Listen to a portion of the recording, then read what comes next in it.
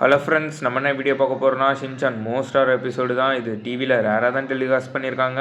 அதான் வீடியோவில் பார்க்க போகிறோம். அதுக்கு முன்னாடி நம்ம சேனலில் இப்போ தான் ஃபஸ்ட் டைம் பார்க்குறீங்கன்னா மறக்காம லைக் அண்ட் சப்ஸ்கிரைப் தட்டி விட்ருக்கேன். வாங்க வீடியோ விட்ற போகலாம்.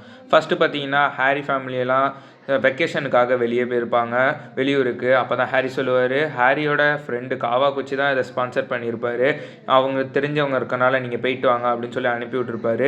இவங்களும் போவாங்க. ரொம்ப இருட்டாக இருக்கும். ஒரு மலையில் போயிட்டு நிற்பாங்க. இங்கே தான் நேவிகேஷன் காமிக்குன்னு சொல்லி நிற்கும் போது தூரத்தில் ஒரு வீடு நிற்கிது. இவங்களும் போயிட்டு பார்ப்பாங்க.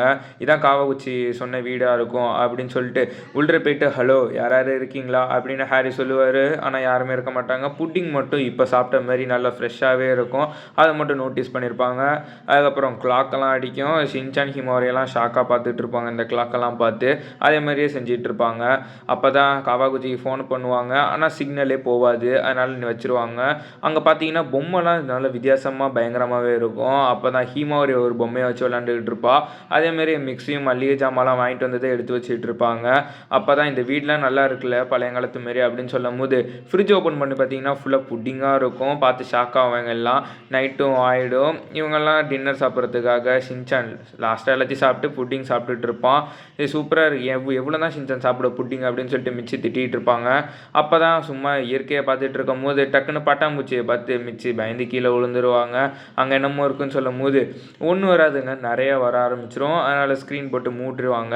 அப்புறம் ஏசியை போட்டுவிட்டு ஜாலியாக உட்காந்துருப்பாங்க. அதுக்கப்புறம் தான் ஹீமோரியை காணுன்னு சொல்லும் போது ஹீமோரி பார்த்தீங்கன்னா ஒரு ஹாரராக இருட்டில் உட்காந்துக்கிட்டு ஒரு மாதிரியாக இருப்பா விளையாண்டுக்கிட்டு.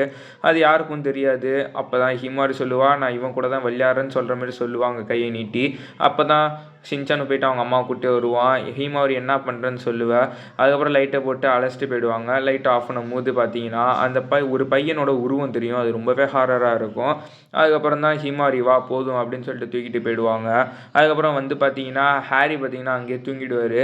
அதனால் இவங்கெல்லாம் தூங்குறதுக்காக ஹாரி மேலே பெட்ஷீட்டை போத்திட்டு இவங்களும் தூங்க ஆரம்பிச்சிருவாங்க.